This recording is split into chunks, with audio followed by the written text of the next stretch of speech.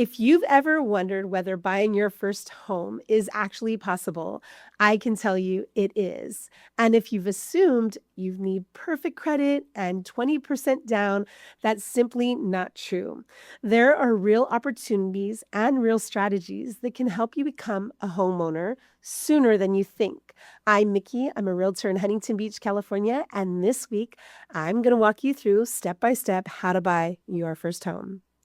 Buying a home doesn't start with looking at homes. It starts with understanding your financial position. Before you walk into an open house, you want to know what's realistic for you. What does your payment look like? What price range makes sense?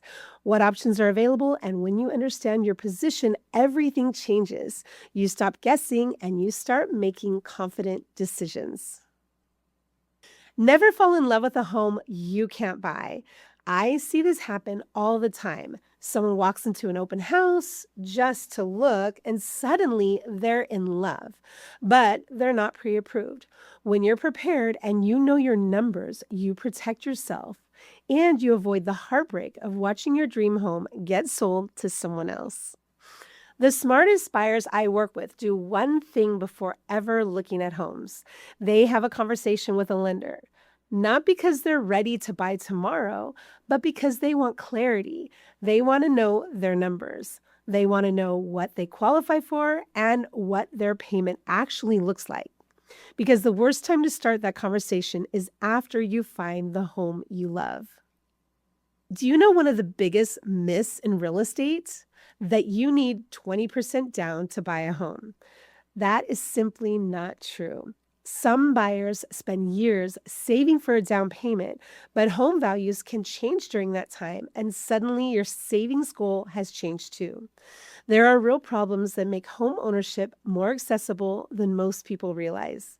The real truth is, at some point, you have to decide if you're ready to make a move and buy a home. Home ownership opens doors that saving alone never will. Now you're ready to tour homes.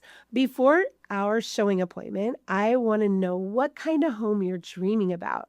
Of course, we'll talk bedrooms, bathrooms, and your must haves. But what I really want to understand is how it feels. When you drive home from work, what are you seeing? Is it a tree-lined street? Are you entertaining friends? Or is your space your sanctuary? I become your personal shopper, showing you homes that fit your life. And when you step inside, you'll probably fall in love with a couple of them.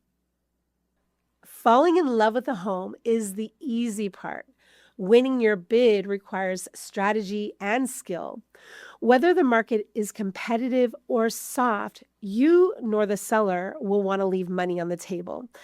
As your agent, I want to know what the seller wants before writing an offer. In a competitive market, they're not just wanting the highest priced, but the best terms as well.